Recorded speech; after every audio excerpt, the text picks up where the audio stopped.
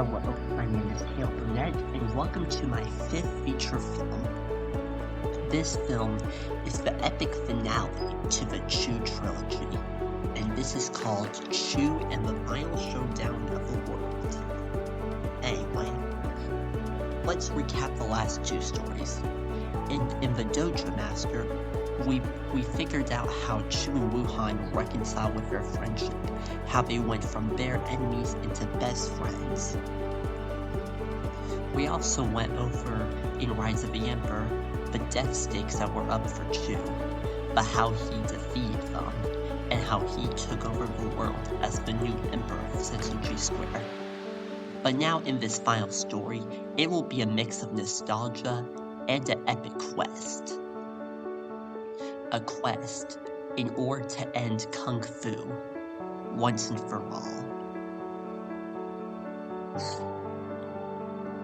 And that's exactly what this story is gonna be about. So let's begin. But first, this will be the final time we'll ever do the paralogs. So paralog 1. There was basically 4 centuries of Kung Fu. The first century consisted of the Master of All, who was born on that century and who officially started Kung Fu once as we know it. He was the greatest of all the masters, and he was the greatest of all that came before him, and after him. And also on this same century, the masters of Earth, Wind, Fire, and Water came into play.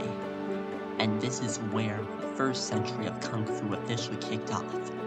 And at that time, only 4 masters, well actually 5, but 4 masters and 1 ultimate master. And they ruled throughout all the lands of Kung Fu. Next up came the 2nd century of Kung Fu. This is where the Zodiac Masters came into play. And the Chinese animal masters. For example, the ox, the boar, the pig, the dog, and countless other animals. That was basically the recap of the 2nd century of Kung Fu. Now we reach into the 3rd century. In the 3rd century, not much happens, but we start getting some very less common masters, and some typical masters nowadays. This is kind of the age of the modern masters. The modern masters were very skilled at their time, but nowhere near as skilled as the Master of All, who was the complete ruler of all of Kung Fu. So while they were never gonna make it to the Master of All, they still had very great speeds, and they had very great skills, and they used these skills in order to defeat extreme masters. And now we reach into the current century of Kung Fu, the 4th century of Kung Fu. This is where our story takes place, and this is where our Kumpat Chu, which we'll discuss a bit later, comes into play. Paralog 2. So we already know the history of Kung Fu, but let's have another recap about what a Kumpat is. A Kumpat is a creature in the shape of a cylinder. They have a dome head on the top. So they have a dome noggin, if you want to call it. That's where their brain is. And they have little arms and little feet. And they always wear sandals, although some could be absolutely barefoot, which is disgusting. Anyway, but that's what Chu is. As well, Kumpa adults can only be around 3 feet tall, not because they are required to, but that's just how their genetics work and how their DNA works. As well, baby Kumpats are also very short, only about 1 foot tall at the max. Anyway, so let's continue the story. As you can see right now, I'm currently near the Twin Towers of Chuan, and Chu's is on the left tower, But very soon, someone will occupy the right tower. So let's begin. It is now nighttime in Sensoji Square, and for all of Japan and China. The world is pretty silent, but on the other side of the world is daylight. Cities are busting with business, and people are talking an awful lot. However, not in Sensoji Square for right now. It was about midnight at this point, or maybe even 1 in the morning. Anyway, the Twin Towers of Chuan were located near a river, and the river was part of the 3 rivers and the Tri-Rivers. Anyway, at that point, while Chu and his gang were sleeping in the middle of the night, a mysterious man with a blue sash and a blue belt came to the shore. His name was Marud. Actually, his name was Marud. That's how you say it, Marud. M-A-R-U-D, Marud. Like, you're rude. Anyway, he had a gang of 5 sons, and they were floating around the river on a little boat, a brown boat. The boat was very old. Then they landed on shore, and they decided to climb up the jagged rocks. But they found a path, and they decided to go on that path. And of course, they always made sure to stay clear from injuries. Otherwise, these injuries could have been very fatal to them. Alright, Marud said, here we are, the Twin Towers of Chuan. He was planning to be there so he could occupy the right tower of Chuan. No one had lived in the right tower for many years, or maybe even decades. But whatever the case may be, Marud had a plan, and he overheard about Chu the Kumpat, and how he was one of the greatest kung fu masters of his time, and especially one of the greatest that was a Kumpat. Kumpats weren't really common kung fu masters, but Chu was quite a common phenomenon. He practically appeared everywhere. Sometimes even middle-aged girls and teenage girls would go up to him, literally wanting him to be his boyfriend. However, Chu always declined that, as he wasn't made for human love. He was made for human love, though, but never in a romantic way. But whatever the case may be, Marud's clan decided to get into the tower, and they occupied that tower. They stayed there for the rest of the night. They slammed the door behind them, and spreading a lot of chaos into Sensoji Square. Anyway, the next morning was quite a sunny morning. Chu and his clan woke up, and they were feeling very refreshed. They had a nice long sleep. But Chu soon discovered something that he probably should have not discovered, and that was Marud's clan was there. Now, Chu didn't know Marud, but he hadn't seen him in an incredibly long time. The last time Chu and Marud had ever met together was practically back in their teenage years. Anyway, with all that said, Chu and his clan decided to get some breakfast, and had some Japanese food as always, and specifically some yogurt bowls with some fruit balls in it. This is delicious, Chu said. Yeah, man, it is, Lamode said. Well, I like this day so far. We're having a nice warm breakfast, and there's like nothing that can really stop us now. Yeah, really, Lamode said.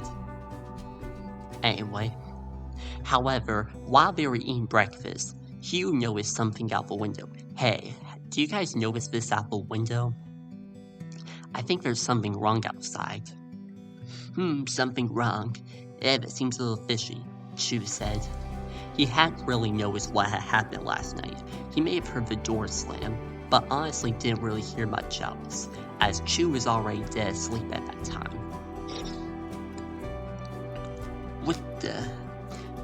He then found that the Maroods clan had been there, and they noticed that they were doing something. He noticed that they were doing something rather wrong, and Chu desperately had to stop them, and so his clan chose to stop them as well. Without that said, Chu and his clan rushed outside and started screaming at them. Hey, what are you doing? Anyway, maybe that's how they did react. Anyway, but basically they were trying to aggressively confront Marood, as Chu had already known Marood. It had been countless years. After countless years, they had finally met together once again. Well, Marood said. If it isn't Chu the Kumpat. Yeah, that's right, Marood. It's me, Chu the Kumpat. And yes, he said that. Well, I just wanted to see how you're doing. I just came in to have a new neighbor. Oh, really? A new neighbor? Well, explain that. Chu was pointing to a weapon that the Maroods had been planning out. It was an unknown weapon of some sort, but Marood didn't want to cover it up. Oh, it's just my turbulator. Really, your turbulator? Yes, it is, Marood said. It's my turbulator. Alright, but I'm telling you, something's gotta be fishy about this. At that point, Marood's clan decided to head off, and Chu decided not to confront them anymore. Instead, they went off and did their own thing. They went back inside to continue eating their breakfast, and after they continued eating their breakfast, they finished their food and put away their dishes. And Chu helped clean the dishes with the help of Lamode, as Lamode could literally do human things, and he could also literally do human things and clean dishes in an instant using his technology, his advanced technology, in fact. Anyway, soon after that, the mornings officially started for the Chu clan, and so did the Marood clan.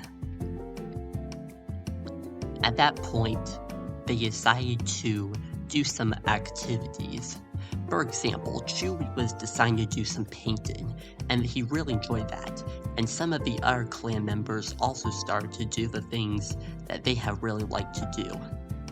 For example, we talked about some of their characteristics earlier, but Chu was mostly an artist and a writer. Lamode was, well, just a robot.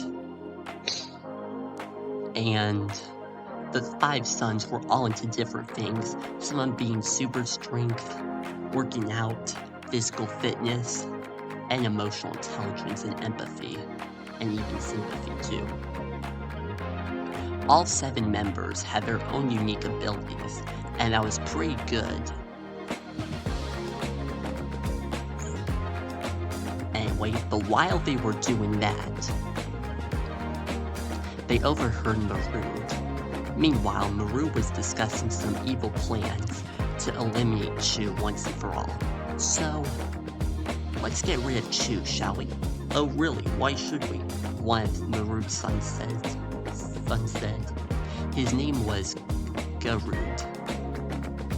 Alright, Garood, I think that sounds pretty amazing, but how we do it? Simple, we always do a kung fu fight. A kung fu fight, that sounds pretty good. Marood was treating it like a special dinner menu. Dinner, right? Looks like we'll have Kumpat for dinner. No, we're not gonna eat him, said Garood, but we're just gonna defeat him. Oh yeah, maybe then we'll eat him. No, we're not gonna eat him. you can never even eat a kumpat. And fun fact, kumpats are actually inedible. If you try to taste it, it will taste extremely horrible, and you will definitely get some nausea and stomach aches. So I don't recommend eating kumpat. Anyway, alright, said Maroon, that actually sounds pretty good. So, you want to get started? Sure, but first we have to wait for the right moment.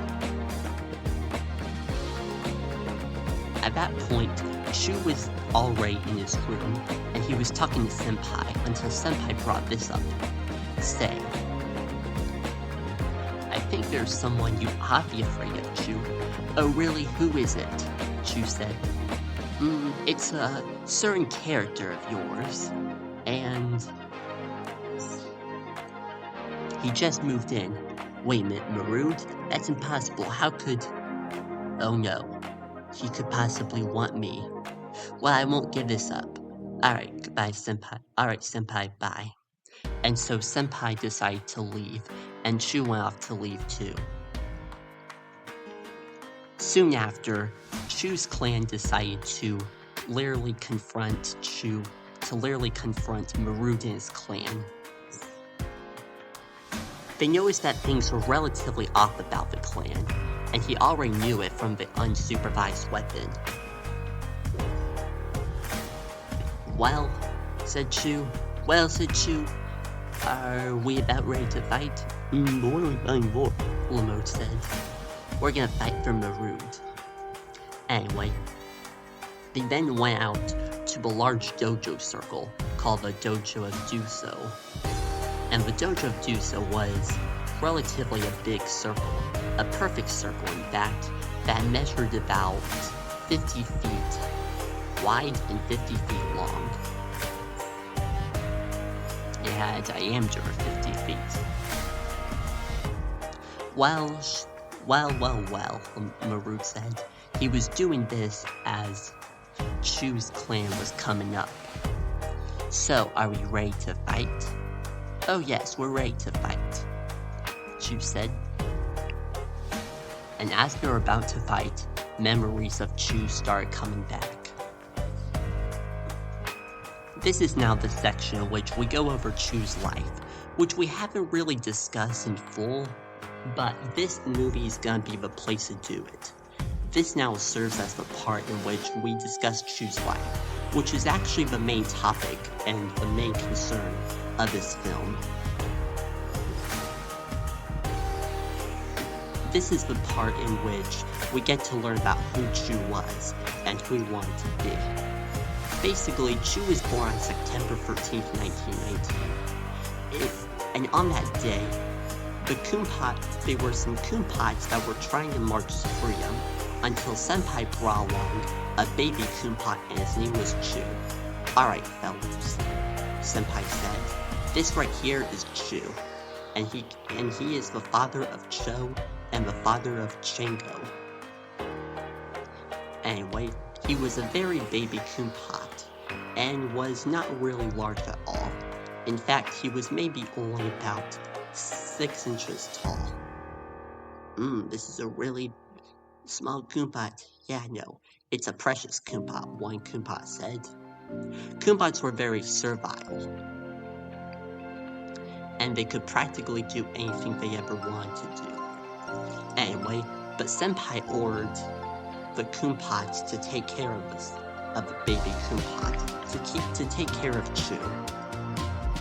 Soon after, Chu was very little and could hardly even speak a word. He didn't even speak his first word until he was about 4 months old. Even though he couldn't speak at that much, he was still quite very clever Kumpat. He would sometimes point to things, and he would thankfully see where things were, and that was a special ability of his. He could literally see things from far away, and that's what made his abilities seem wonderful to the world of Kumpatin. Kumpatin was a place and a village full of Kumpats, kind of like Hobbiton from Lord of the Rings.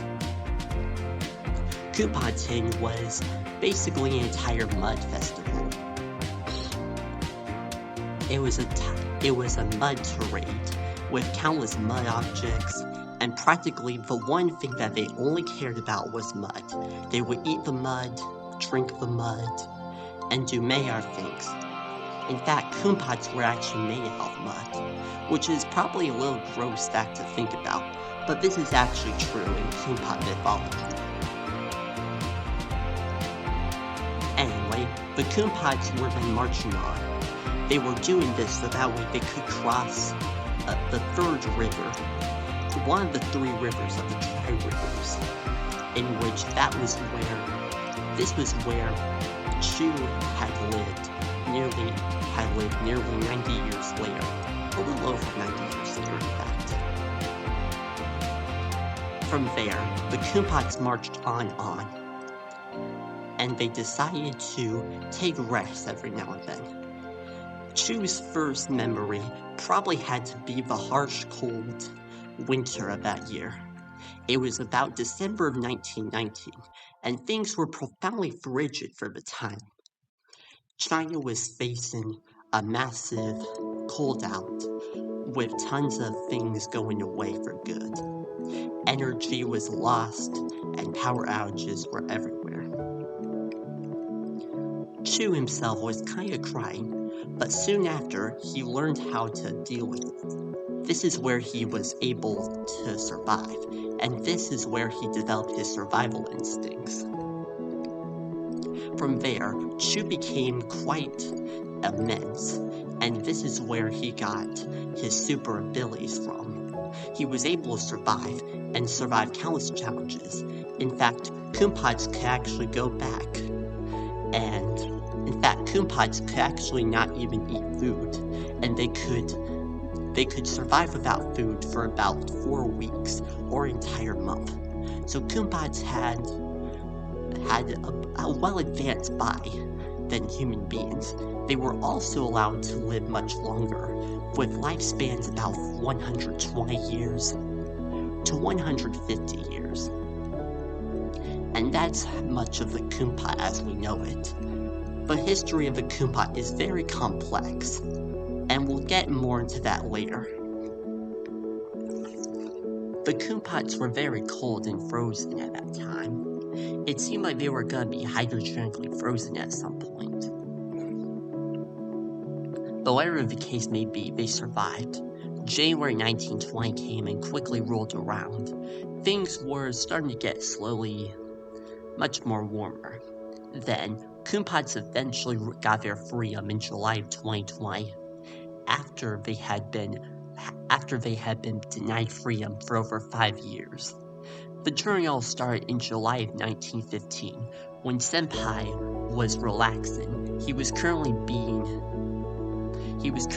servitive of a Koompat. And while he was being servitive of Koompats, an unknown man decided to wipe out all Koompats, and he decided to capture Koompats and sell them. He also incited violence against Koompats and harm to Koompats. He also intended to have their rights taken away and be treated like wild animals, and this is where harmful stereotypes about Koompats started being spread. They were spreading left and right, and it seems like Koompats were practically the survival topic that no one ever wanted to talk about. But that didn't stop Senpai, as soon he carried out a quest of his own. Senpai could not come as he wanted to fight with the others. But instead, he had about 12 Koompats, and each of the Koompats were, of course, Koompats, but 6 of them were youngins, and 6 of them were oldins. And so, they marched on from July 1915 to July 1920, exactly 5 years from now and then. They crossed across a loop, and they crossed across the loop to show symbolic reverence to how Koompats should live. When they face hard challenges, they should walk an entire length circle. And from there, That was how the march was formed. The march was very uncomfortable. It had 5 winters, 5 springs, 5 summers, and 5 falls. So 20 seasons in total. The first fall was relatively easy. However, the winters were of course always very frigid. At that point, only about 11 Kumpots remained. As well, some Kumpots drowned in rivers. By the end, only 2 Kumpots remained after their march ended in July of 1920. After that day, Kumpots were officially declared free, and thus the journey of Kumpots officially began, and civil rights were eventually amended to Kumpots. This is how Chu is able to live nowadays. With Chu now being able to live nowadays, it also gave the pathway for him to become a Kung Fu master. Anyway, so now we have reached the first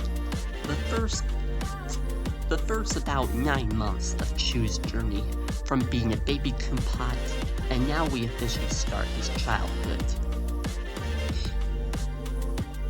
His childhood began with his mother and his father, Cho and Chango, reunited.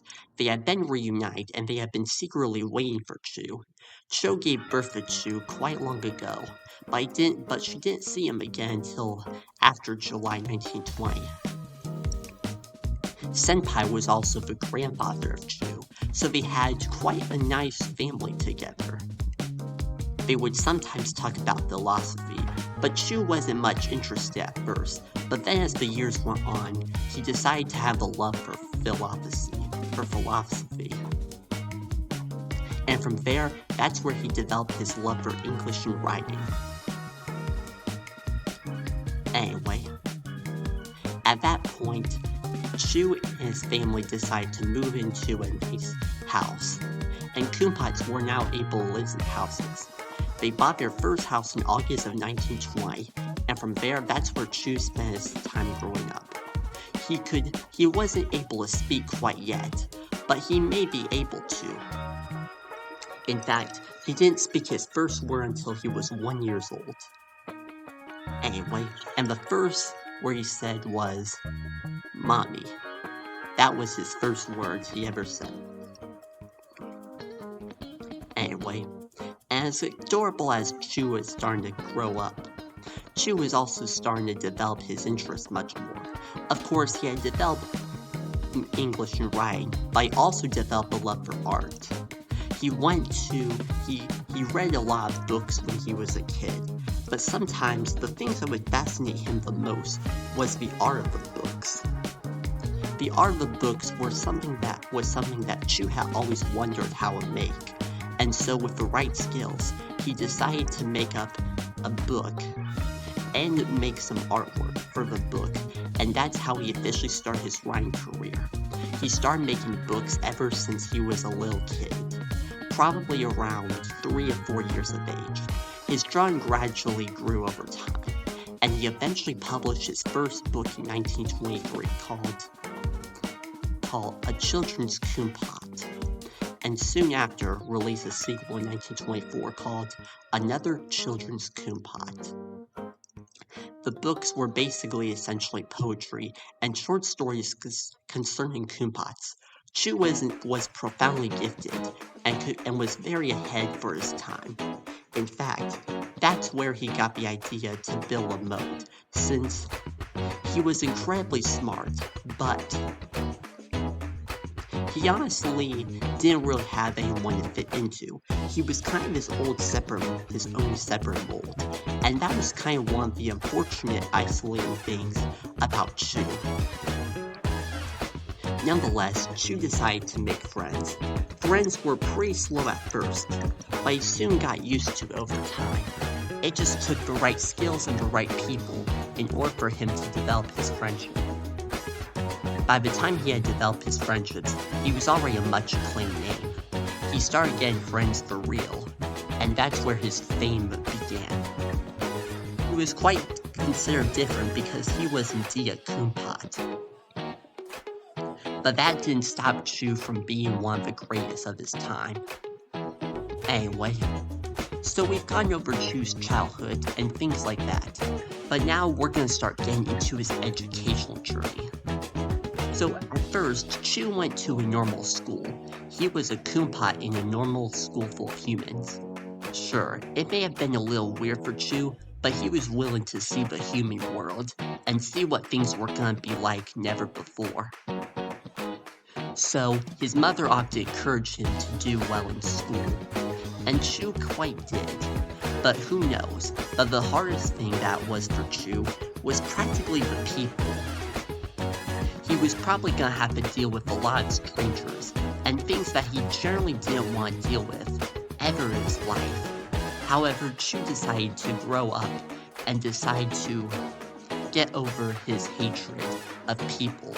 Now, I'm not saying that Chu ever had hatred for people, but he generally didn't like people who threatened him in his community. Chu was also an outspoken of his time. He often wrote stories about Koompots and was often trying to make a difference. And that was the purpose for Chu. He was a little Koompot wanting to make a big difference in a world full of humans. At that time, Koompots were almost wiped out entirely. However, while most of the Koompots were wiped out and inevitably died, some Koompots decided to stay resistant. It was unclear why Koompots were starting to vanish entirely, but basically, there were some that survived. The main reason was most likely because of the Koompot disease, which was where a Koompot would be incredibly sick, and they would die soon after. However, Chu and his family were among some of the lucky ones to not get affected by this virus. In fact, they always had immunizations. Koompots didn't know the cure for the time, but then they eventually discovered the cure starting in the 1920s, and it only took about a year for it to get published worldwide. Koompots were outspoken creatures, and unlike anything else, and some people unfortunately treated them with fear, stigma, and prejudice. But that didn't stop Chu and his family, as he kept trying to get recognized from the entire world. Anyway, so Chu decided to take a bus to school. He took the bus to school and sat with no one there. He honestly felt like the complete outsider, which was quite reasonable because he was indeed a Koompot, and Koompots were known for being out of touch in the human world. But nonetheless, the bus drove off, and Chu sat in silence. He was instead thinking about all the things he was wanting to tell, and just wanted to see what the human world was like. He definitely wanted to see what it was like, but he was honestly too scared, and that was one of his biggest fears of being a Koompot. He was worried that he was going to get mocked of some sorts. But Chu always kept pushing through, pushing the boundaries of what he was going to be, and that's what made him very special from the start. Then, the bus finally came out of the school. It was called Sensuji School, and it was basically a school for all ages, kindergartners to 12th graders. Chu walked in and went to his classroom, and from there, he did not absolutely know anything that was going on. He heard a lot of shouting, and it seemed like things were really tough for Chu, and they definitely were. Chu had never really been into school that much, as since he was profoundly gifted, he honestly just didn't feel like he wanted to do things that were meant for other humans, and meant for other minds not like himself. Nonetheless, Chu walked in, and from there, he decided to sit in silence. He was often feeling sad. That was when a specific boy decided to call him a loser. This is the moment that made Chu incredibly sad, but after the boy called him again, he started getting angrier, After a third time, it got angrier, and by the fourth time, Chu had eventually struck him. This was where Chu developed his fighting skills, and this is where Chu had first ever fight. It was not a pretty fight, of course. The kid was eventually rushed with a bloody nose, and Chu felt incredibly sorry. His mother was enraged, but she also knew right from the start that Kumpot going to a human school was probably not going to be the best idea for Chu. Instead, she often decided to homeschool him. So she did that over the next 3 years. And over the next 3 years, Senpai, Cho, and Shango decided to homeschool Chu. And this is where he developed a much more better education. Senpai especially was a very good teacher, as he himself had been a teacher for many years and decades. Beforehand, he used to teach things about everything to Kumpots, but also taught things to humans too. He worked with both Kumpots and humans alike, as well as some animal creatures. Anyway, so thus Chu started his homeschooling career, and from there, things were going relatively well. Things were much more self-paced, and he was really enjoying them. One day, he was walking in the street, and then he found a flyer. This was a flyer for a Kung Fu festival, but he also saw one for a Kung Fu school. Ooh, special. Very special. I know, I did that, of course. That was to signify how this was to Chu. Anyway, Chu then immediately got interested, and thus this is where he eventually decided to have his love for Kung Fu officially begin. His love for Kung Fu grew right at this moment. At that moment, he encouraged his parents to rule him along. Cho and Chango were a little hesitant at first, but they knew that Chu had finally found something he was interested in, and this is where things would get better for Chu and his family. Senpai was incredibly thrilled, and he spoke advice to Chu almost every day about what he should do if someone ever threatened him. Chu himself was quite a bit wise, but not as wise as Senpai, of course, as Senpai was the wisest of all the Kumpots that ever lived. Anyway, Cho and Chango eventually enrolled Chu in the Kung Fu school. And from there, that's when Chu's Kung Fu journey officially began. The next day, he decided to get up quite early, and from there he got together his lunch and packed up his things. This was for homeschool, as Chu would have to pack his own lunch, and he would do this so that way he could be prepared for packing his own lunch in the future. Anyway, after Chu was homeschooled, his parents decided to walk him to the Kung Fu school. It was unknown. Chu did not know the name of the Kung Fu school, but it was something along the lines of Sensoji Center for Kung Fu. Something along those lines, but Chu was not really exactly sure. And I'm not exactly sure either. Nonetheless, Chu walked in, and it was a thrilling experience. He was watching kids grow up and watching Kung Fu from the tip of their tongues. They were also learning languages, as Kung Fu itself was kind of a language too, in which they would learn specific accents by their masterful instructor. Chu then got on board and decided to go along with the instructor. The instructor was incredibly nice towards Chu, and that's where Chu developed his friendship skills. and his friendship skills would play an important part in his life, especially for his work on Lamont and his 5 sons named Hugh, Rue, Lu, Nu, and Wu. Going in alphabetical order, that is, from oldest to youngest. Nonetheless, Chu walked in and automatically decided to sit down, ready to do some action. The instructor started by saying, "Hello everyone," he said. "Today we're going to be doing some Kung Fu, but first we have to do some learning."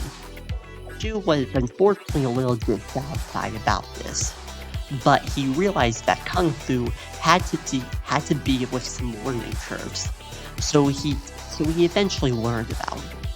The first lesson that was ever taught towards Chu was the history of Kung Fu, and we've gone over this numerous times. But they talked about the 4 centuries of Kung Fu. Well, 3 centuries at the time, since the 4th century did not roll around until 2000. They talked about the master of all, and how he was the greatest master of all masters that ever lived. He was the one that truly started Kung Fu. They also talked about the 4 masters of earth, wind, fire, and water. From there, they talked about basically, here was how the curriculum was set up. The curriculum was set up like a history class. First, they went over the history of Kung Fu.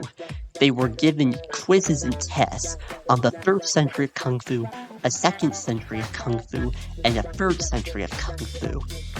Overall, 1 century per week. And so Chu studied very hard. He was a little dissatisfied still, but Senpai told him that it was going to be the most important thing, especially if you really want to know all there was that much about Kung Fu, and if you ever want to be omniscient, then like Senpai was. Senpai was indeed omniscient, but there was still a bit of gap.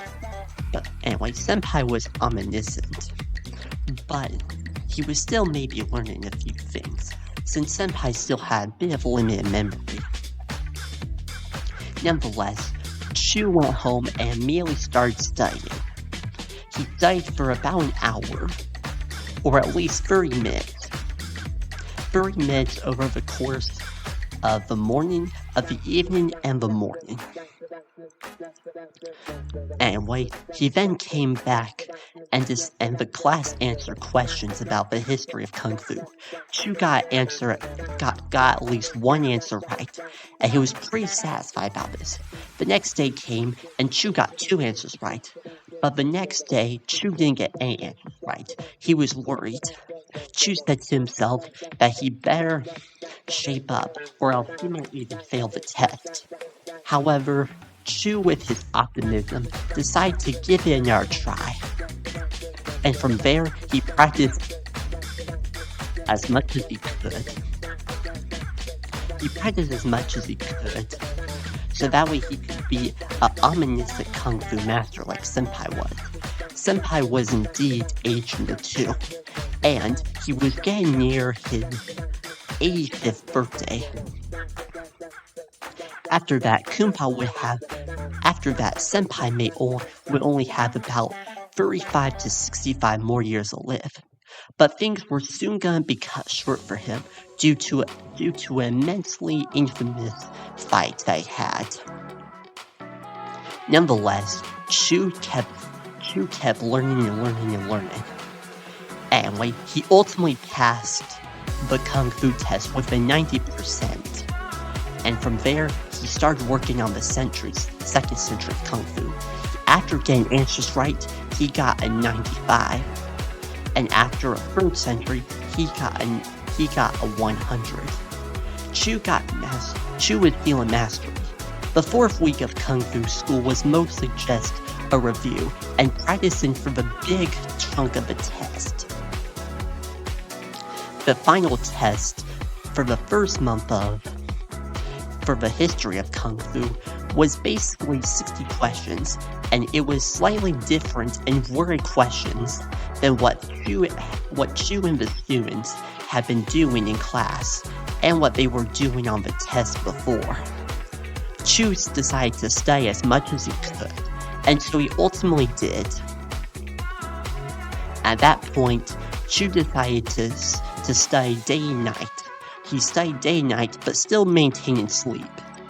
And that's how Chu was able to have his learning stamina built up over time. It was one of his greatest tools ever, and that's what made him stand out from other students in the class. The day of the final test came, and Chu was ready for it. After weeks of studying, and days of studying, and hours and minutes of studying, and maybe even seconds of studying, he went in and he did the best with his test. Soon after, on Monday of the 5th week, he got his results back and he got a perfect score. Chu was so excited that he could not really focus, but he decided to off a little bit later and instead focus on his real skills. Then it was after the 4th week and starting on the 5th week, this is where the Kung Fu techniques actually started to kick in. And this was the most exciting part about the entire curriculum of Kung Fu. Anyway, after months of practicing, they spent months and months practicing. And they had monthly final tests. So they had final tests every month to prove their skills. And Chu was acing it. He was a perfect star student. He was still learning along the way. After Kung Fu school had ended, which had been 7 weeks later, Chu eventually got his first belt, the red belt. And this is where his Kung Fu journey officially began. And this is where his acclaim of Kung Fu officially began. He was not really much known at the time, but basically Chu had an idea to get himself recognized from all across the world, from all across Sensoji Square. He decided to host some Kung Fu duels. And while he was hosting Kung Fu duels, kids would challenge him, and Chu would show off his brave skills. Chu was very gentle with them, but Chu was ultimately a clear winner, and he kept going and going and going. Soon after 3 months, school started again, and Chu was in 1st grade. And once again, they homeschooled Chu. And they would homeschool Chu all the way until the rest of his days, until the summer of 1938, which is when he graduated high school. Anyway, also starting in September,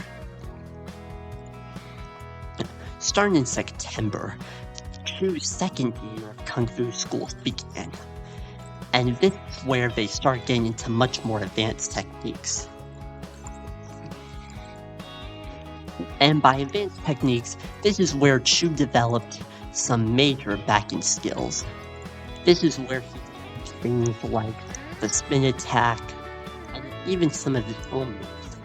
He didn't always follow the rule book of Kung Fu, but he was always on top of the game, and he was indeed a perfect master.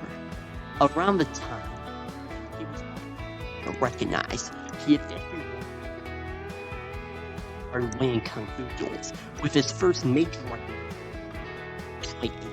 and Chu was only 8 years old, almost 9 by that time. He always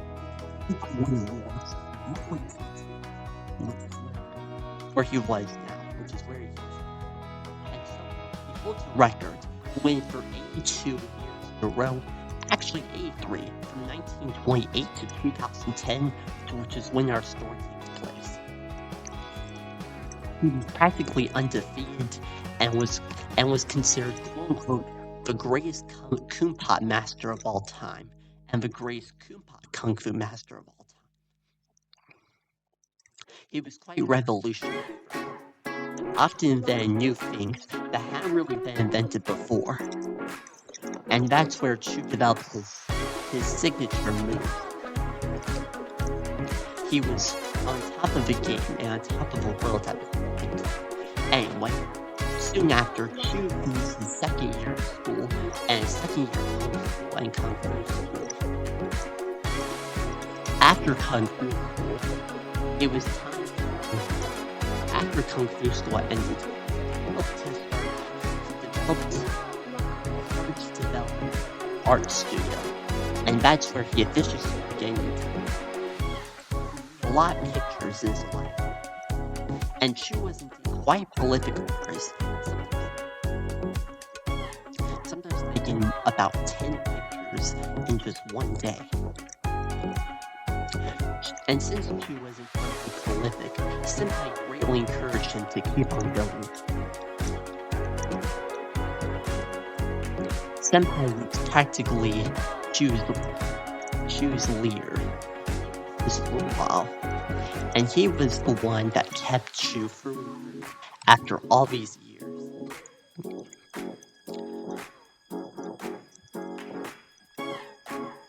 The years went by.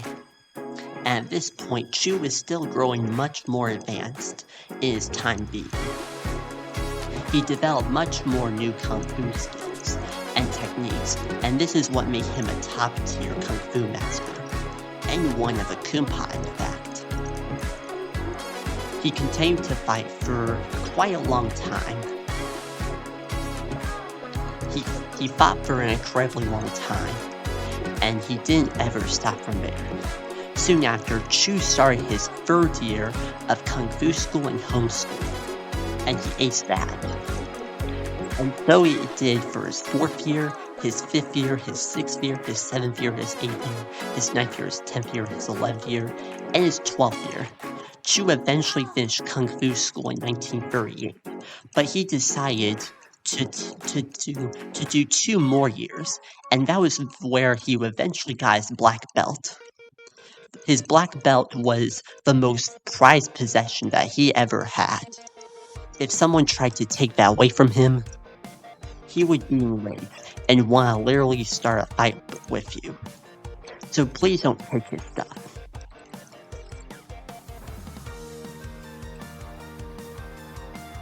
Anyway, so after that, he decided to go off to college for a bit. He went to a Kumpai college, and from there, that's where he started having real education with a bunch of other Kumpais. It was also a mix of humans too, but Chu was much more mature now to finally have some meaningful connections with some humans.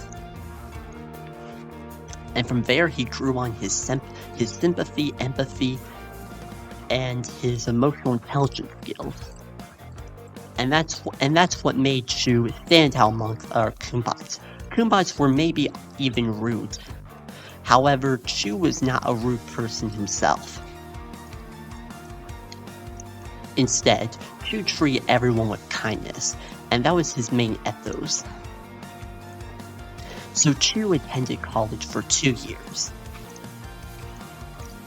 After he attended college for 2 years, he then continued to do college until 1942. Rewind back to 2 years ago. Chu got his black belt for the first time. Chu's Kung Fu teacher was quite old now.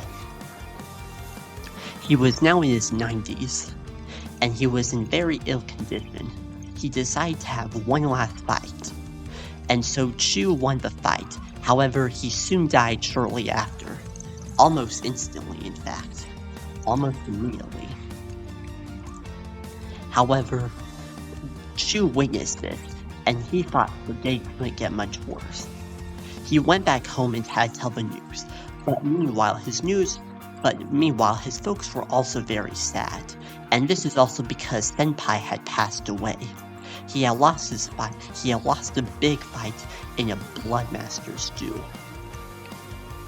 and the Bloodmaster took his own life, and that was how Senpai's wisdom came to be. The next few months and days were relatively sad, and in fact profoundly sad for Chu and his family. They had lost his kung fu teacher, and they had lost his grandfather. As a result, Senpai was eventually cremated, but about a few months later, he was placed into an elderly candle, and that was basically a Christmas gift in December of 1940. And Chu decided to keep the candle because they knew that Senpai was the most important person to Chu. He was the person that he looked up on all his life. And so he kept it there, and it's been in Chu's room for almost 70 years. Chu eventually finished college. He finished his junior and senior year, and once again got perfect grades and was a star student. He was also a valedictorian of the college, and so he eventually graduated in 1942, at the age of 22. Now Chu's education was over, but he was now unsure about what he was even going to do for the rest of his life. I mean, think about it. Now that you're done, what would you even want to do after that? Chu thought rigorously about what he would want to do. However, Chu eventually decided to keep doing kung fu. Anyway, but this is where he started getting real jobs. In 1943, he officially launched his own art studio called Chu's Art Studio, and this is where the Kumpai himself, Chu, would display his artwork. He was not as prolific at the time in college and in the later years of his schooling days, but he still managed to make a prolific output, making about 7 to 8 pictures a day. At that time, Chu had over 10,000 pictures. Actually more like 20,000, 30,000, 40,000, maybe even 50,000 or 100,000. However the quantity may be, Chu was indeed a prolific person. This is also around the time he started to write about stories. And these stories were about his own life. They were basically fictional narratives and kind of non-fictional narratives pulled together. And that's where he developed stories of his own. It was often based on his own life experiences. And that's what gave Chu's stories a very unique charm. They were unlike anything else at the time, and people heavily praised his stories. His stories were even inducted, and even won a few awards now and then. He had been writing stories since 1923, but he hadn't eventually started making it till about 1943, actually. Anyway, his first official book was a remaking and a 20th anniversary edition of A Children's Kumpat. And in 1944, the sequel, another children's Kumpat, was eventually given a 20th edition, a 20th anniversary, and was released. The two books prior to 20 years ago were actually for Chu and his family, for Chu, Senpai, and his family to read for you. But Chu didn't originally want to get them published, thinking that no one would work. He eventually gave it a try. The books from 1943 and 1944 were profound. And at that time, this is where Chu got much acclaim from. At that time, in 1945, he won his first ever award and became the youngest Kumpai to do so at age 25. Senpai was the second youngest, doing it in his late 20s, early 30s. But he definitely won. Senpai couldn't actually see Chu, but he heard about Chu even past his death, so Senpai was sort of like a moral. Even after his death of Senpai, he was still able to support Chu after after all those years, the 1940s basically continued, and Chu was starting to become a much more publicized figure. He wasn't controversial at all, but this is where most got it. The rest of the 1940s went along pretty smoothly. Around this time, this is where Chu eventually decided to get a teacher job, and he decided to teach some of the biggest things ever, and those things were English and writing. In 1948, he decided to apply for a writing and English job at Old University, and he taught there for quite a long time. He taught there from 1948 to 1974, so for a total of 26 school years, making him the longest Kumpat to ever teach there. Meanwhile, in the 1940s wrapped up pretty well for Chu, and now it's time for the 1950s. Chu was starting to grow a little bit alone, and his popularity was starting to wane. However, he was eventually given a second chance, and this second chance was basically to become a leader in Sensoji Square. Chu had lived in Sensoji Square practically all his life, and this is now the moment. At that time, Chu had decided that he wanted to get recognized even more, and so to do this, he only became a mayor of Sensoji Square. He did that in the 1950s and 1960s. He ran for a total of 3 terms, and eventually retired in 1968, actually 1972. So ranging from 1956 to 1972, with a total of 6 years of each term, so from 1956 to 1962 to 1968 to 1974. At that time, Chu had reached age 55, and not much really happened at that time. Chu eventually quit his job anyway, but now he was much more focused on doing a band. So Chu decided to form a band and call it the Kumpats. Around this time, he had 5 sons, and at this point, they were about in their teenage years, practically 2 years over teenage age. So, with the things that he had planned now, he decided to run a band called the Kumpats. They formed in the end of 1974, and they basically recorded their first album in 1975, and eventually released it in 1976, called the Kumpats. They also released a second album in 1977, then again in 1979, 1980, 1982, and their 6th and final album in 1984. Chu also got a solo career, and it started with his first solo album called Me, released in 1987. His second album, Here Comes Chu Again, was released in 1988. He continued to make solo albums up until 2001, with a total of 7 solo albums altogether. Chu had mostly notable music career.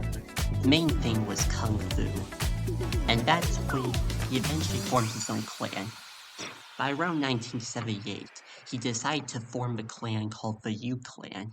The U Clan, in fact, with the U sounding like 2 O's together. U.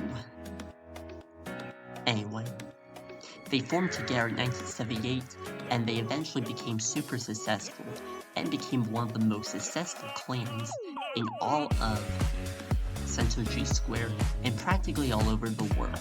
They were practically everywhere, and they were great role models to almost anyone. They did receive at least a few complaints from edgy parents, but that didn't really stop them. This only made their success grow even more and more. They continued to fight and fight, and eventually lead to where Chu was today. Not much had really happened since then. His clan had faced a lot of big challenges, and they've mostly stayed active over the 32-year history. After the 32-year history, this is where we start getting into the events of the first and second installment of the series. And Anyway, this is the part in which the first and second story intertwine with the past. Anyway, basically, Chu woke up and decided to eat breakfast, but one day, so Chu decided to wake up one day, and he ate breakfast. He was also cooking breakfast for others. He was then warned by Senpai that there was an enemy afoot, and this enemy was a man named Wuhan, one of Chu's old enemies, and this was long before they were even friends. They rushed down to stop Wuhan at his temple. They fought, and Wuhan ultimately won, and Wuhan ultimately lost the fight, and Chu ultimately won. This led to Wuhan ultimately sabotaging Chu for practically a long time. In fact, only about a few days or so. He continued to sabotage him everywhere he went. Basically, Wuhan was practically everywhere in Chu's presence. He confronted him when he was in the sushi place, and Chu ultimately got into a physical fight. However, Chu's girlfriend, Cindy, decided to end the fight altogether. This was to protect her own safety, and to also protect the own safety of the Kumpas themselves. Well, Wuhan wasn't a Kumpa but human, but this is to prevent human and Kumpa alike from ever attacking each other. Soon after that, Wuhan decided to kidnap Chu and his clan, and including his robot named Wuhan. After he did that, Chu was utterly enraged and stormed out of his house, slamming the door, and rushing very quickly to Wuhan's temple. And once again, this led to a second fight, and Wuhan was once again defeated in this fight. Wuhan then got another idea and sabotaged Chu once again. This time, he did it in a dragon costume, and that was where Chu's most infamous moment came out. People started laughing at him because of his outburst. However, Chu remained resilient, and he soon regretted this action, but he also felt it was very right, since Wuhan would not really stop pestering him all the way through. Wuhan eventually decided to get sad, but they decided to have one more fight. This was also the time in which Chu eventually started to reconcile with Wuhan. They did so in that way they wouldn't have to fight anymore, while except in a playful way. Soon after, Wuhan and Chu got into one final fight, and after the fight, they eventually became friends again. This was all triggered after Wuhan saw his name on Chu's dojo stick, and that dojo stick was actually a gift from Wuhan. Wuhan had given the stick to him, and he actually crafted it. Sure, the stick was incredibly old, but it was still very useful for Chu. It would be one of his favorite gifts, but Chu also had other kung fu sticks. He even had one from Senpai from many decades ago, and that was one of Chu's greatest gifts, if not his favorite gift. And in fact, one of his favorites, and if not his favorite dojo stick that he had ever received or gotten. Chu had gotten that stick from his birthday, especially when he was about 10 years old.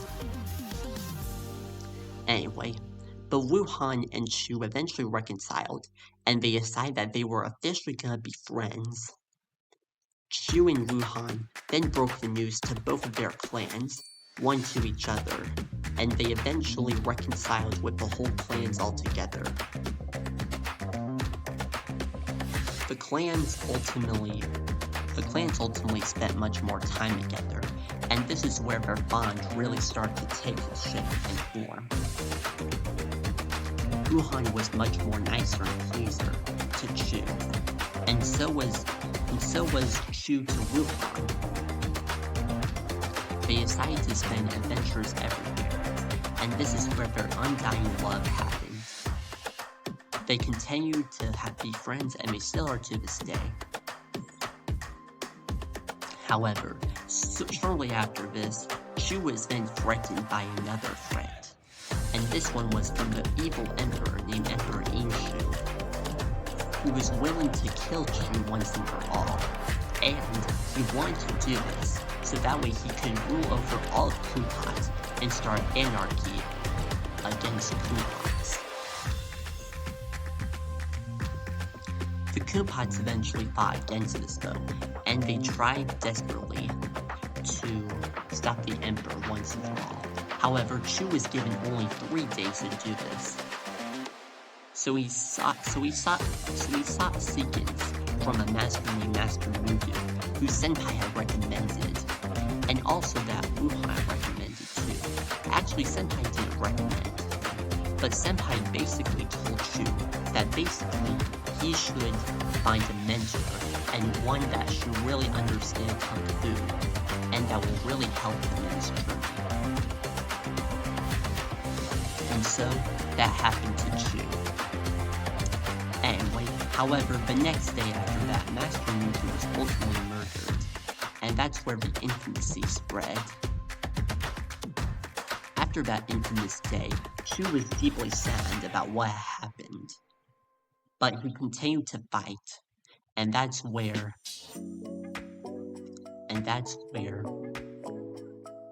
anyway, but basically, that's where he developed much more of his skills. And that's where he developed his unfearful attitude. He was practically fearless in every sense of the word, and profoundly brave, so nothing could really stop or avenge you.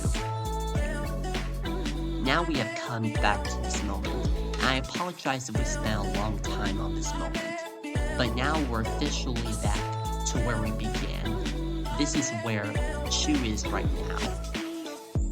This is the final fight of Kung Fu, and only Chu, his clan, and Marud and his clan will witness this moment.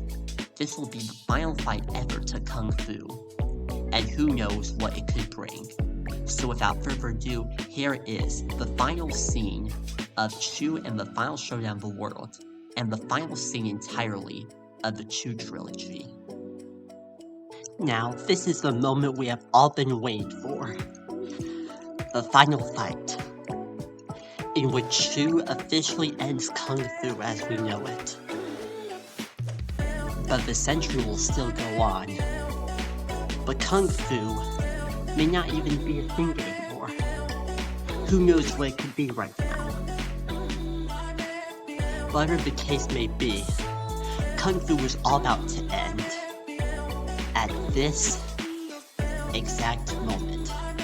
Now, before you witness this moment, think about all the things that have happened to Chu so far. Think about all the things that have happened to the masters, the master of all. The 4 masters, the master of earth, wind, fire, and water. And think about the animal masters, the 12 of them. Like the dog, the bear, the boar, the sheep. And think about Senpai. Think about all the things he did to Chu in the very beginning while he was still alive. And think about all the things he's doing to him now. Despite him no longer being in Chu's presence, but yet he still lives on as a candle. And that is where Senpai lives now.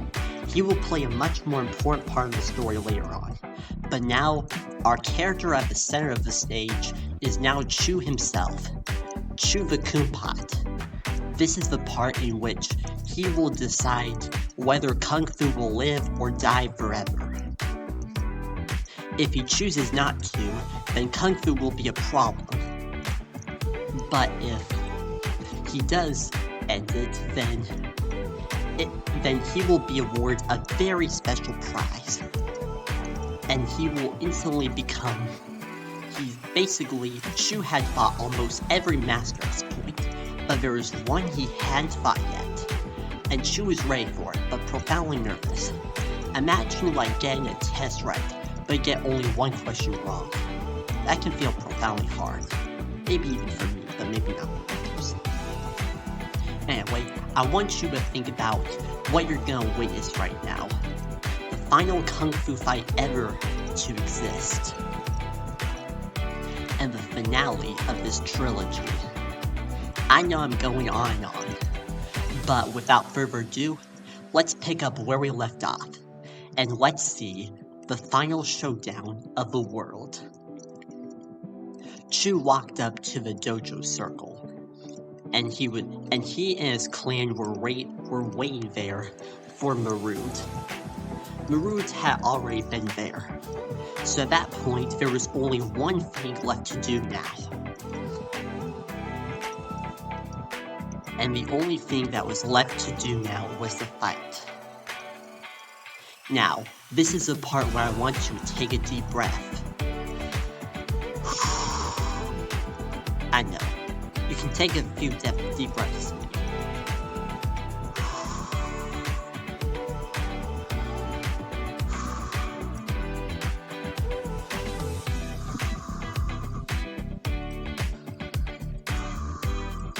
Keep going. Anyway, but this is it. This is gonna be the final moment of the trilogy. Anyway, Chu walked up to Murad, and they stood and they walked slowly and slowly, with each step being much more slower than the last.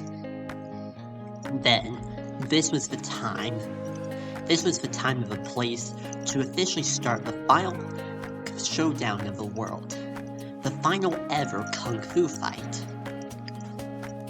And the type of fight that would officially end kung fu, or not, as we may have entirely known it. We have learned so much over this trilogy. We have learned so much about the history of kung fu, its great masters, and soon that history may soon be erased, or maybe will it stay on? Who knows? But whatever the case may be, this is where the trilogy ends. The final showdown of the world. Chu and Marud stood each other face to face, eyes squinted. They stood there for quite a while. Now I want you to think about what would you feel like if you were in Chu's shoes or Marud's shoes? Would you be on the good team or the evil team? And would you want to win or lose? Who knows who would win or lose in a fight? Marud had not much of a clear record, but Chu was almost a flawless person. He was practically invincible in every sense of the word. Now, I want you to think about who you think is most likely to be awarded in this situation. And I want you to think about how the entire world of Sensoji Square will feel about this moment. How you think the entire world will feel about this moment. What about in real life? What about in our dimensions? What about in outer space? Who knows what they could be reacting to right now? But this is the epic part of the trilogy. I know I'm talking too much, but I'm gonna slow things down so we have a nice slow motion pace of the fight. Anyway, they opened their eyes. They stepped back and back, each step being slower than the last, and they were walking backwards. Soon, they waited. They waited together for quite a few seconds, and Chu's clan and Marud's clan didn't really attack at first. They decided to wait for the right moment. At that moment, I would have probably been nervous and on the edge. I would probably be dead inside, just because this is so much a big witness to what we're about to face next. Anyway, then, after they had finished waiting, Chu said, "Attack!" And thus here we go. But before that, let's pause. We've gone to the fight, but how you think this fight will unfold? Who you think will win and who you think will lose? Let's find out. Unpause.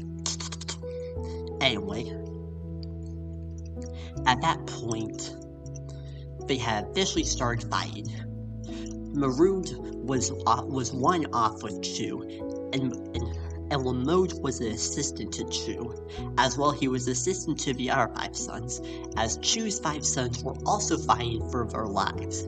They were fighting against Marood's 5 sons, and his 5 brothers, in fact. Anyway, they continued fighting. The fight lasted for quite several minutes, maybe even hours on end. After quite a while, Marood almost lost. However, Chu ultimately was pushed back, and he almost fell off the dojo ring. If a person fell off a dojo ring in a kung fu match, they would ultimately lose. However, Marood wasn't gonna last so long. Any last words, he said? But Chu said no. In fact, never! And so Marood was ultimately kicked off. And that's where we witnessed the final moment. Now, I know you might be tired of thinking about this moment, but wouldn't it be awesome? And wouldn't it be great if this was practically the end of the series? I know, we're getting towards the very end, we're getting towards the good part, hold on. Anyway, so Chu walked up slowly to Marood. Marood was having a hard time getting up. He said, Marood said, would you like to help me? Are you gonna help me? Chu said no, and thus, this is the moment.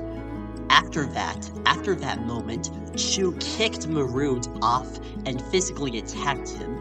He kicked him off, and Marood fell into the river. He was falling countless feet deep.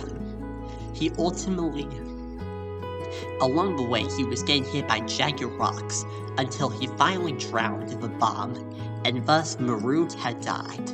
His 5 sons were unsure what to do, but the Marood clan had ultimately been defeated, and thus this is it.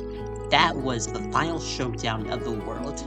The final showdown in which we learned how Chu ultimately defeated the world, and how he became the greatest kung fu master of his time, and of all time now. He was even sure Chu, the master of all, was the creator of kung fu. However, Chu was now the alpha and the omega, so now he was the new master of all. Well, I can't believe I did.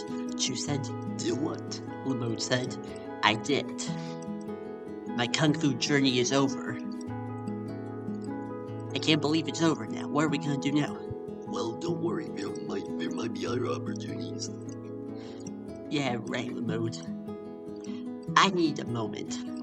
And so Chu took a moment. He needed a moment to collect his thoughts and think about what he had just done. A kung fu master already defeated, and he hadn't really felt more proud of his life. He started to cry a little bit. It took him several minutes to clear up, but soon he finally spoke. Well, clan, I believe our kung fu days are over. And so, the kung fu creatures wept for a bit. They wept about how their adventures were soon gonna end. But Chu said, but this could possibly be a new adventure. In fact, this could probably be our second kung fu journey. Sure, the master of all started kung fu, but look what we did now. We ended kung fu. And so, I think this deserves a toast. Come on, guys, let's go home. Yeah, Lamode said. Yeah, but shouldn't we maybe tell the others? Sure. How about we tell the others? Then, out of nowhere, trumpets rang. After this gong sounded, this is where Chu is ultimately proclaimed the new master of all. And that was where Chu had finally reached fame once again, and now he was the eternal fame. He was now officially omniscient, and he was then given a belt. Anyway,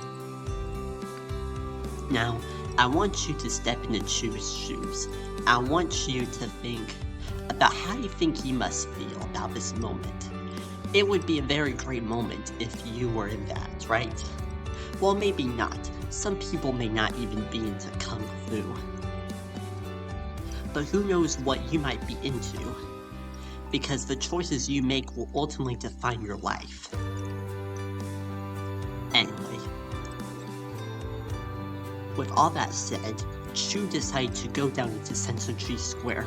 They walked slowly, so slowly like a snail's pace, that they made it in just an hour. Meanwhile, everyone was cheering for Chu. All the masters, all of the Kumpots, as well as all of the humans, came together to celebrate Chu. This was Chu's biggest accomplishment so far, like his magnum opus of his work. Chu had felt any more prouder of himself. And at this point, he was willing to become the master of all. So, he said. So, someone said, are you ready to become the new master of all? Oh, you bet I am, Chu said. And so, with all that said, Chu became the new master of all. And because he was the new master of all, he was given not a black belt, but a white belt. His white belt represented was the master of all color. However, the master of all belt also contains some special writing, and in some very scripted writing, or kind of like a stylized type of writing, it read, "The master of all has come once again. He will fight all pain, and he will rise again." That was the chorus of the song that they would sing to the master of all. This was a little song in which Kumpots and Kung Fu masters would sing this to someone who had become the new master of all. Now, Chu was the very first, so this was now pretty uncommon for his time. Soon, the ceremony wrapped up, and Chu and his friends were given special awards. Mostly Chu himself. However, his other clan members soon got other rewards too. This included rewards to eat out at the fanciest restaurants, and this was sort of similar to the second film, in which, after Chu became the new emperor, he now officially became the master of all, the new master of all in fact, and even replaced the master of all entirely. With all that said, Chu was incredibly proud, and now he realized that his days were going to get much more bigger. He was now about 90 years old, but in this fall he would be turning 91 years old. Anyway, after the ceremony, countless, if not hundreds of Kung Fu masters came up to Chu and his gang. Wuhan was incredibly thrilled to say, "I'm pretty glad of you, man." "Yes, I am. Thank you very much, Wuhan," Chu said. Chu was always very generous to Wuhan, even though they had been a bit of rivals before. But that all soon changed after he reconciled with Chu, once and for all. Countless other masters like Master Rinha came into the square. He congratulated Chu and said a speech. To all who have witnessed Kung Fu, this is the end. But in that end, there is a new beginning, and we shall be friends, and we shall have faith in the new Master of all. He has guided us towards the way. He has guided us every day into this new journey. He is thankful for our lives. And his thankfulness will only grow bigger if you really care about him. If you really care about him, your life will be blessed. And if so, you will have nice and long days, maybe even eternal days. But whatever that may be, the Master of All is one of the most special people in Sensoji Square, and practically the most important in all of Sensoji Square, and in all of the world. He is practically a peacemaker, and he is a peacemaker too. Actually, he is a peacekeeper too. And so, if we keep his promises of peace, we will soon become powerful than we ever imagined. And that is how we will ultimately live nice and long lives. This is how we were destined to live, and the Master of All has clearly shown us that way. I believe that we all deserve a toast to the Master of All, and to what he's done to us over the years. He was indeed immoral ever since the 1st century of Kung Fu. But now that the 4th century is practically over, after only just 10.5 years, slightly less than 10.5 years, like less than 3 weeks, but I think it's time we give him a toast, and let's now raise a glass to the new Master of All, Chu the Kumpat. And so everyone toasted to Chu the Kumpat, and thus, the ceremony was officially over. Music was playing, and Chu spotted Sydney, and Sydney spotted Chu, and Sydney decided to go up to Chu. So I'm pretty proud of you overall, the new Master of All. I know, Sydney. Say, I hate to do this, but would you want to go on a date with me? And so Sydney agreed. Oh yes, I would love to go on a date with you, you little Kumpat. Thank you, Sydney. You're the most beautiful person I've ever met. Okay, Chu didn't really say that literally, but he said something along the lines of, well, I'm very glad. And I think I'm ready to experience love again. And so Chu and Sydney went on a date sometime soon. As for Chu's clan, not much really happened. However, Chu did make one final story. And the story was called The Kumpat III, and it read these words. In my life, I've always been special. And in my life, I've always had great secrets of myself. Secrets in which no one else would ever really know about. And I believe that these are the best qualities of me. These are the qualities of what make me wonderful. And I would really like to thank you all so much for those who have helped me. We have had great times together. Anyway, so how did I begin? Well, first, I lived in a mud farm, and the mud farms were often very stinky and didn't really have many good things in them. However, I am very grateful for my life as of now. I have become a new master, and a different type of master. I feel as though I have accomplished quite a lot in a Kumpat's life, or 3/4 of a Kumpat's life, or 3/5 of a Kumpat's life. I like to think every day that I was practically someone very special. And I always knew that no one could really deteriorate me. In fact, these years have just been so great, especially over the last year. I've gotten to meet new friends, and I've gotten to meet you. And the people that I mean by you mean the listeners of the story. I'm grateful for you, the listeners of this story.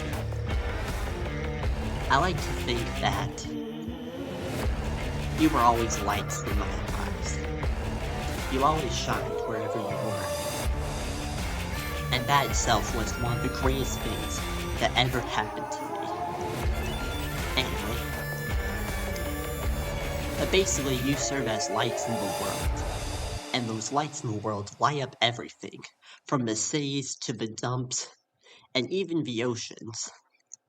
Anyway, now I would like to tell you about my big journey that I have spent, and the biggest journey that I've ever went upon. This is my journey now. Here we go. I went to Kung Fu school and was homeschooled. Overall, homeschool and Kung Fu school were profoundly great times in my life. They were pretty good, in fact, that I myself was indeed an accomplished Kumpai in every sense of the word. And I myself was indeed one of the greatest Kumpais ever lived. Well, maybe not then, but now I am. This was now at a time when I lived with Senpai, a great wise Kumpat, and he was pretty omniscient. Because he was omniscient, he practically knew everything. He knew my every thought, and he still is now. He is perhaps the smartest of all the Kumpats that have ever lived. Anyway, I also got to witness death a few times. This was relatively sad, as I saw my master, my Kung Fu teacher, dead right before my eyes. And I did not witness Senpai's death, my grandfather's death. However, I was profoundly saddened by the loss. I was so sad, in fact, that I could not focus for quite a long time. But I recovered. I went back and I recovered. I kept doing my schoolwork and I eventually started my own successful career. This was also around the time I started my very first career, which was being into English and writing, and me being a pedagogue that I was back in the day. I worked there for 26 years, from 48 to 74. As well, from 56 to 74, I became a mayor of Sensoji Square. I was the first Kumpat mayor ever, and that was indeed a very special achievement for me. In fact, Kumpats couldn't even really think about getting into those things at all. However, whatever it may be, I am pretty glad for what I have now. I'm pretty glad that I was able to spend moments with you. I then released a bit of music albums, and even though music wasn't necessarily my real thing, I enjoy it nonetheless. I enjoy music because music can allow you to tell stories. And so I told stories of myself and of my people. And through those, I was able to make commercially successful albums. And that's what inspired me to become one of the biggest stars ever. Sure, I was not prominently known for music, and was moderately successful, but we had so much fun together, me and my clan. You had a lot of fun together, you and your clan. Anyway, around this time, I was also starting to develop a bigger passion project of mine, making my own Kung Fu clan. And it was called the U Clan, or just the letter U, but it's pronounced with like a U. The U Clan was my biggest achievement. We were able to achieve so many things and fight so many great and terrible masters that we call ourselves the Great Victorious. And I know that may sound a little arrogant, but sometimes you must be arrogant when you win. That's sometimes what you must do when you want to show the world who exactly you are.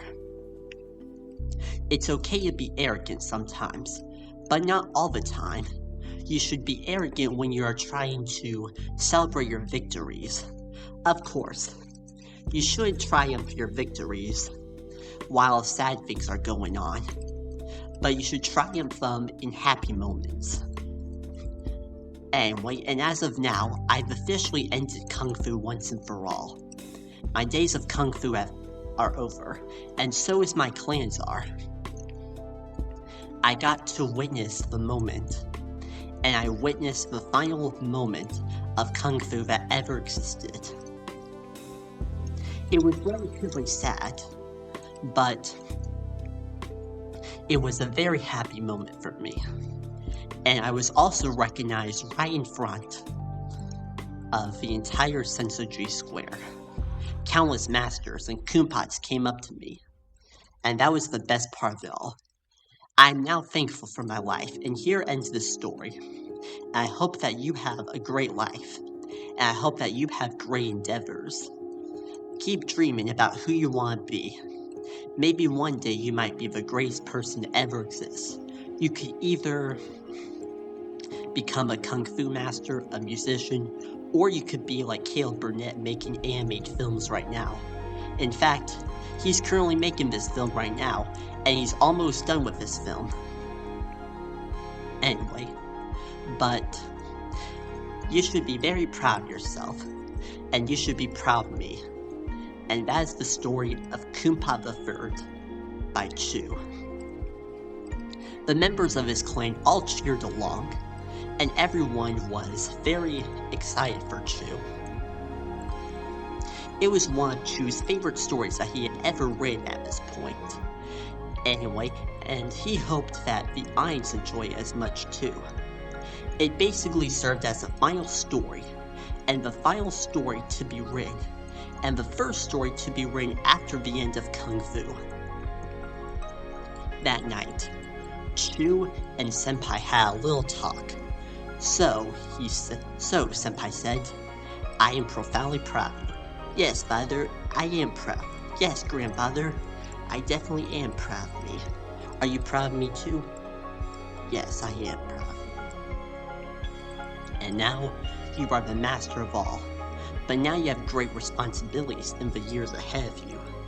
Now that you're the master of all, who knows what you could be doing now? You can maybe be a peacekeeper. Well, I kinda am a peacekeeper and peacemaker. Well, keep this up. Alright. That was the first conversation Chu and Senpai had after the end of Kung Fu. Anyway, and Chu got together in bed, and he was dreaming about the next big adventure he was gonna have. Lamode was dreaming about robot things as always. And his 5 sons were all thinking about their own dreams, and Chu. The other masters in the world and the other people and Kumpas were all thinking about Chu. He had become the new master of all. And that was one thing that they could never erase. Chu had embraced Kung Fu in every step of the way, and his new journey into being the master of all, was just beginning. And that was the story, and that is the story of the final showdown of the world. And that is the end of this film. I hope that you enjoyed this film, and I hope you enjoyed this 5th feature film. And this was all created in basically less than 200 hours, so I'm pretty proud of this work. Anyway, I hope that you have a great day, and you take a good and profound care of yourself. Sincerely, Caleb Burnett. And I hope that you enjoyed the Chu trilogy as much as I did making it. It was a very profound journey, and I'm very proud of all the work that I've done over the last 5 films. I think you should be proud of me too, and I am myself already proud of myself too. How about you share this with your friends and family, and with all the world. Anyway, I'm Caleb Burnett, the sole creator of this film, And yeah, I hope that you enjoy this film. I hope that you share with all. Sincerely, Caleb Burnett. And now the credits will roll and the characters will be shown for the final time in this Chew film.